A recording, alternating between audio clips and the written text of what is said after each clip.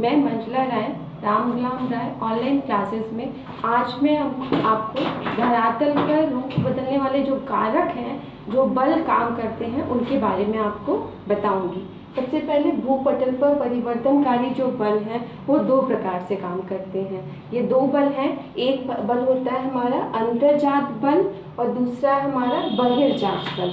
अंतर्जात बल जो होता है वो पृथ्वी के आंतरिक भाग से उत्पन्न होने वाले बल को हम अंतर्जात बल कहते हैं। इस बल का प्रभाव ये होता है कि ये बल जो पृथ्वी का धरातल है उसमें विषमताएं पैदा करता है। लेकिन जो बहिर्जात बल है वह पृथ्वी के धरातल पर उत्पन्न होने वाला जो बल है। अंतर्जात बल पृथ्वी के आंतरिक भाग से उत्पन्न होता है, लेकिन जो बाह्य बल है, बहिर्जात बल है, वो पृथ्वी के धरातल पर उत्पन्न होने वाले बल को हम बहिर्जात बल कहते हैं। ये जो बल है वे पृथ्वी के धरातल पर विषमता सृजन करता है, और जो बहिर्जात बल है वो पृथ्वी के धरातल पर समतल भाग का निर्माण करता है, जो हमारा बहिर्जात बल है।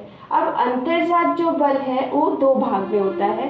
पहला है अंतर्जात बल आकस्मिक बल, दूसरा है पटल विरूपणीय बल। जो आकस्मिक बल है वो पृथ्वी के वो बल इस प्रकार, वो बल जो होता है पृथ्वी के धरातल पर विनाशकारी, जो आकस्मिक घटनाओं से जो उत्पन्न होता है और विनाशकारी परिवर्तन लाता है, वो हमारा आकस्मिक बल होता है। लेकिन पटल विरूपणीय जो बल है, ये बल पृथ्वी के आंतरिक भाग पर बहुत अत्यंत धीमी गति से उत्पन्न होता है ये बल, और जिसका परिवर्तन हम देखते हैं भूतल पर ये हजारों वर्षों बाद उसके जो स्थल रूप में जो बदलाव लाता है वो पटल विरूपणी बल कहलाता है। आकस्मिक बल को हम अपने जीवन में देख सकते हैं जब भी ये तीन प्रकार के होते हैं: ज्वालामुखी, भूकंप और भूस्खलन। ये तत्काल में आते हैं और इसका परिणाम जो भी है हम अपने आप से हम देख लेते हैं। ये अचानक आते हैं, हम इसको देख सकते हैं। लेकिन पटल विरूपणीय बल है, इसको हम देख नहीं सकते, केवल हम इसको अध्ययन कर सकते हैं। जैसे आपने पढ़ा होगा, जब हमारी पृथ्वी का निर्माण हुआ तो केवल एक पेंजिया महाद्वीप था, केवल एक महाद्वीप था और एक तैतीस सागर था केवल। लेकिन हजारों मील वर्षों बाद क्या हुआ, उसमें हमारी जो प्लेटलेट में खिंचाव हुआ और हमारे जो एक महाद्वीप है कई महाद्वीपों में बदल गया, और उसके बाद कई महाद्वीप, मतलब 7 महाद्वीप वर्तमान में, और 5 महासागरों का निर्माण हुआ। ये प्रक्रिया हमने देखी है, लेकिन हमने पढ़ी है, अध्ययन किया है, केवल हम इसको अध्ययन कर सकते हैं। जैसे आज हमारा पर्वत हिमालय पहले हमारे सागर में था, लेकिन हमने अध्ययन किया। तो जो पटल विरूपणीय बल है जो होता है पृथ्वी के आंतरिक भाग से, ये बहुत धीमी गति से होता है और इसका परिणाम हजारों वर्षों बाद हमारे पृथ्वी के भूतल पर दिखता है। लेकिन आकस्मिक बल तुरंत होता है, अचानक होता है, उसको हम देख सकते हैं, जो 3 प्रकार का होता है: ज्वालामुखी, भूकंप और भूस्खलन। उसी तरह पटल विरूपणीय बल 2 प्रकार का होता है, एक महाद्वीपीय जनक बल और दूसरा होता है पर्वत निर्माणकारी बल।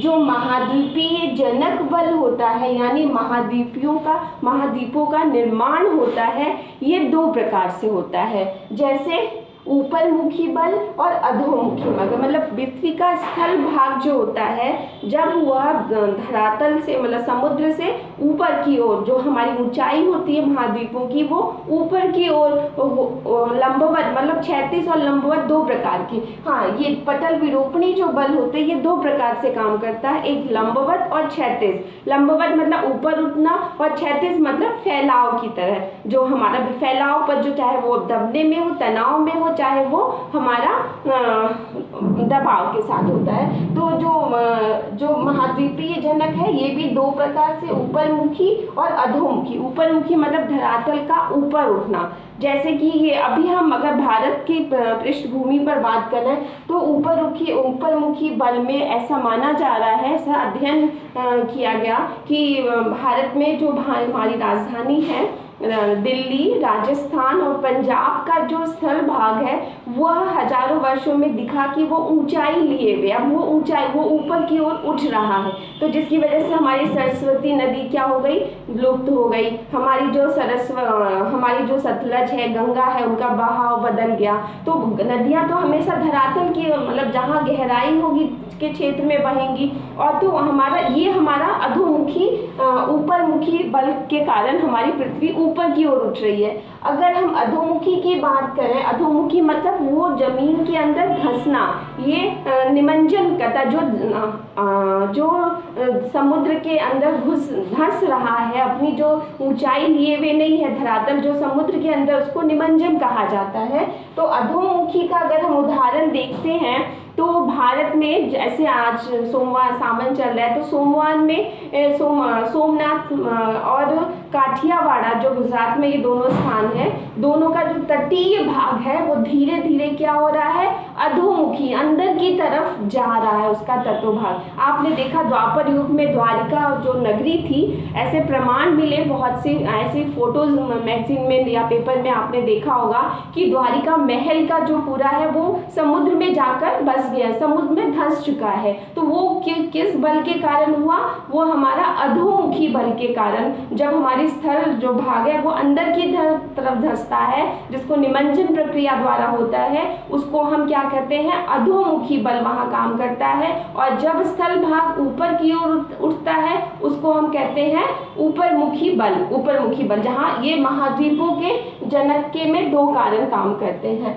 उसी तरह पर्वत निर्माणकारी बल, जो पर्वत निर्माणकारी बल है वो भी दो प्रकार से काम करता है। वो कैसे बात का काम करता है, पहला काम वो तनाव और संपीड़न। तनाव का मतलब क्या है कि जब जो प्लेट है हमारी पृथ्वी के अंदर, जो वो प्लेट में खिंचाव जब होता है, जब दो प्लेटें हमारी विपरीत दिशा की तरफ जाती हैं, तो हमारा क्या होता है, तनाव यानी टेंशन उत्पन्न होता है। उस तनाव की वजह से भ्रंश, चटकन और दरार, जैसे जब दो प्लेटें विपरीत दिशा की तरफ खसकती हैं तो उन प्लेटों के अंदर, उस दो प्लेटों में बल पड़ता है विपरीत दिशा का, तो उस प्लेट में क्या पड़ता है, खिंचाव की वजह से लंबी और गहरी क्या होती है, दरारें पड़ जाती हैं। इसी दरार को हम भ्रंश कहते हैं। और भ्रंश के साथ साथ जब दो ईंटों में दरार पड़ गई, मान लीजिए हम ये पेन है, इसको हम खींचेंगे, इसको दो तरफ खींचेंगे तो क्या होगा, इसमें चटकन होगा, निकल जाएगा। और निकलने की वजह से क्या होगा, बीच में गैप हो जाएगा। जब उसके अंदर दरार पड़ जाएगी तो उसी दरार की लंबे समय के बाद वो जो दरार पड़ी होगी, या तो वो ऊपर की ओर उठ जाएगी या तो वो नीचे की ओर चली जाएगी। जो बीच का हिस्सा, टूटा हुआ हिस्सा है, जब वो ऊपर की तरफ उठ जाता है समतल भाग से, तो उसको कहते हैं, वो हमारा पर्वत का निर्माण करता है, उसको कहते हैं ब्लॉक पर्वत। और जब वो टूटा हुआ हिस्सा अंदर की तरफ धंस जाता है तो वो घाटी का निर्माण करते हैं, जिसको कहते हैं भ्रंश घाटी। जो ब्लॉक पर्वत है, जो ऊपर की ओर उठा हुआ पर्वत है भ्रंश की वजह से, भ्रंशन की वजह से, तो वो जो पर्वत है उसका भारत में अगर हम उदाहरण देखें तो विंध्याचल पर्वत है, उसके साथ सतपुड़ा पर्वत है, वो हमारे ब्लॉक पर्वत के उदाहरण हैं। और अगर हम वही जो टूटा हुआ हिस्सा, जो चटकन और दरार के कारण हिस्सा हमारा भ्रंशन के कारण अंदर धंस गया, जो टूटा वाला हिस्सा था, तो वो घाटी का निर्माण किया, उसमें पानी जल भरा, तो वो उसका उदाहरण हम कावेरी, नर्मदा नदी और ताप्ती नदी का हमारे भारत में उदाहरण उन दोनों नदियों का मिलता है। तो ये, और संपीड़न क्या होता है, ये तनाव में खिंचाव, दो प्लेटें क्या होती हैं, अपनी एक विपरीत दिशा में खिंचती हैं, तो उससे क्या होता है, तनाव उत्पन्न होता है, तनाव से भ्रंश का निर्माण होता है, भ्रंश में चटकन और दरार के कारण उसमें गैप जो आ जाता है, उससे पर्वतों का निर्माण होता है, एक ब्लॉक पर्वत बना, फिर घाटी बन जाती है। ठीक है, अब आते हैं संपीड़न। संपीड़न में क्या होता है, जो प्लेटें होती हैं अपनी दिशा की एक दूसरे के पास, एक दूसरे की तरफ खिंचाव पड़ता है। जैसे कि मान लीजिए ये हमारी प्लेट है, हमारा स्थल भाग भाग है, और जब इस पर बल पड़ेगा पास में बल पड़ता है तो हमारा तो ये क्या होता है, वलय का निर्माण करता है, मतलब मोड़दार। और संवलन में क्या होता है, ये दो प्रकार से संपीड़न बल काम करता है, वलन और संवलन। वलन में होता है कि जब ये दोनों बल एक तरफ जाता है तो ऐसे मोड़दार पर्वतों का निर्माण होता है, और जब संवलन होता है तो एक दूसरे के ऊपर चढ़ जाते हैं, ये पर्वत एक दूसरे के ऊपर चढ़ जाएंगे तो वो संवलन कहलाएगा। तो वलन में क्या होता है कि जब वलन घाटी, तो यहाँ पर ऊपर जो हुआ ये पर्वत बना, और जो गैप है वो घाटी का निर्माण हुआ। वहाँ पर पर्वत और घाटियों का निर्माण वलन और संवलन प्रक्रिया के कारण होता है। तो बेटा हमने ये पढ़ा। फिर बहिर्जात बल, ये तो अंतर्जात बल दो प्रकार के हुए, आकस्मिक बल, पटल विरूपणीय बल।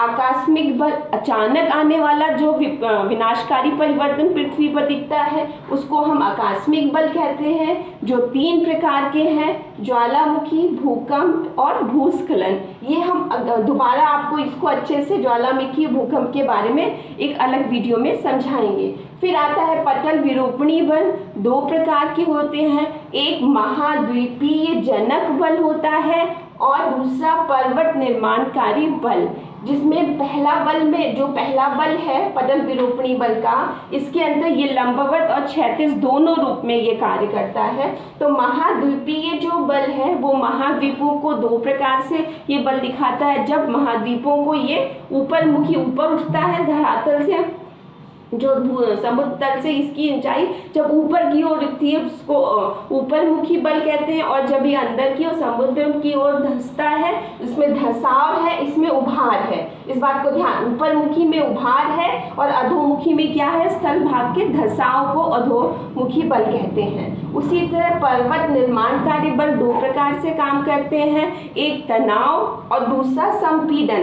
तनाव में भ्रंश घाटियों का निर्माण होता है, भ्रंश पर्वत बनते, भ्रंश घाटियां भ्रंश घाटी का निर्माण होता है, और ब्लॉक पर्वत का निर्माण होता है। भ्रंश तनाव के कारण चटकन और दरार पड़ती है प्लेट के अंदर।